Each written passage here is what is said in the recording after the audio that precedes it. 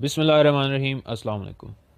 ख़वातीन व हज़रात, आज हम आपको गुर्दों की ख़राबी की चंद अहम अलामात के बारे में बताने जा रहे हैं।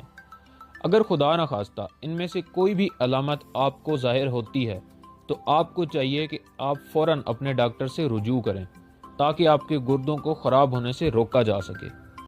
हमारे जिस्म के अंदर हर वक्त मुख्तलिफ़ किस्म के केमिकल रिएक्शंस हो रहे होते हैं, जिसके नतीजे में हमारे जिस्म के अंदर फाजिल मादे यानी वेस्ट प्रोडक्ट्स बनते हैं।